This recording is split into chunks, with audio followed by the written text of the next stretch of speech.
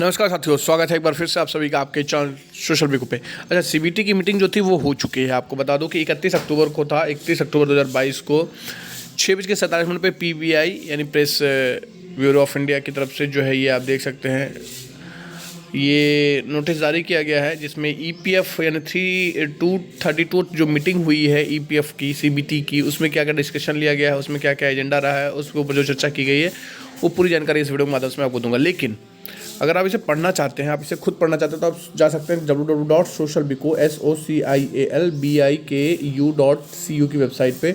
वहाँ पर मैं ये पूरी इन्फॉर्मेशन भी डाल देता हूँ ताकि आप लोग ईजिली अगर जब भी पढ़ना चाहें तो वहाँ पर जा सकते हैं, देख सकते हैं कि 232वां जो सीबीटी की मीटिंग हुई है उसमें क्या क्या चर्चा हुआ है।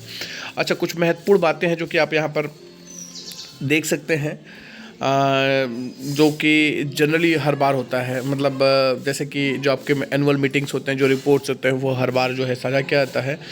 तो मैं उसके ऊपर ज़्यादा ये फोकस नहीं करता हूँ। मैं आपके आता हूँ मैटर जो है EPS 95 पेंशन से जुड़ा हुआ, उसके ऊपर कुछ चर्चा कर देते हैं। यहाँ पर आप देख सकते हैं, the board approve the audit annual account in the respect of employ permanent fund EPF 1952 Employee Pension Scheme EPS 1995 and Employee Deposit Link Insurance Scheme 1976 of the year for the year 2021, along with the audit report recommended recommended it to the government for placing the before the parliament. तो ये reports की बात कही गई। EPS 95 के जो scheme है उसके अंतर्गत जो रिपोर्ट्स है उसको ऑडिट करने की बात कही गई है, जो कि EPS 95 पेंशनर से जुड़ा हुआ है। उसके बाद उसे जो है पार्लियामेंट पे पेश करने से पहले इस तरह से ऑडिट करने की बात कही गई है। अब ये ऑडिट करने की बात कही गई है तो उसके पूरी डिटेल, जैसे कितने पेंशनर्स हैं, किन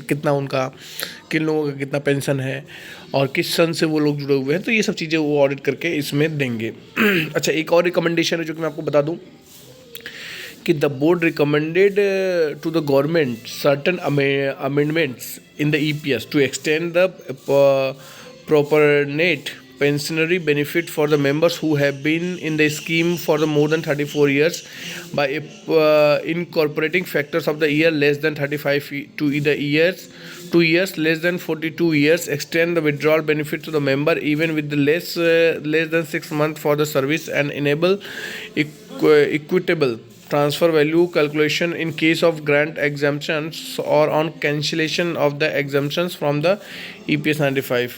तो ये कुछ EPS से है जुड़ा हुआ है, जिसमें आप देख सकते हैं कि इसमें रिकमेंड किया गया है कि कुछ जो है जो लोग 34 साल से इस स्कीम में जुड़े हुए हैं, EPS 95 की बात की गई, उनको कुछ एक्स्ट्रा बेनिफिट देने की बात यहाँ पर कही गई है। इस वाले टॉपिक में आप पढ़ते हैं, पूरी डिटेल में आपको दूंगा, और चाहे तो आप वीडियो को पॉज करके भी पढ़ सकते हैं। वैसे मैं पूरी इन्फॉर्मेशन आपको socialbiku.co की वेबसाइट पर डाल देता हूँ, वहाँ से भी आप इसको पढ़ सकते हैं। बाकी IT से रिलेटेड कुछ कंसर्न है, बोर्ड सिक्योरिटी पॉलिसी है, ये सब चीज़ें हैं जो कि मैं समझता हूँ आप खुद भी पढ़ सकते हैं। लेकिन जो 2-3 मैटर था जो कि मुझे लगा कि आप सभी के साथ साझा किया जाना चाहिए, जो कि EPS 95 से जुड़ा हुआ है और साथ ही साथ जिसको CBT में डिस्कस किया गया, रिकमेंड किया गया है। तो एक तो पहला चीज़ आपका जो रिपोर्ट होता है उसके लिए अप्रूव किया गया है, पार्लियामेंट में जाने से पहले उसको रिपोर्ट तैयार कर ली जाएगी। और दूसरा रिपोर्ट ये था कि रिकमेंडेशन था जो 34 साल तक है उस स्कीम में जुड़े हुए हैं, उनको कुछ एक्स्ट्रा बेनिफिट की बात कही गई, जो कि आपने देखा। तो मैं समझता हूँ काफ़ी महत्वपूर्ण इन्फॉर्मेशन मैंने आपके साथ साझा किया है। अभी तक आपने इस महत्वपूर्ण चैनल को अगर नहीं सब्सक्राइब किया तो सब्सक्राइब कर लें, ताकि आने वाला कोई भी भविष्य का अपडेट आपसे मिस ना होने पाए। फिर मुलाकात करते हैं नई जानकारी के साथ, तब तक के लिए इजाज़त दीजिए। अपना बहुत ख्याल रखिए। बहुत बहुत धन्यवाद आप सभी का।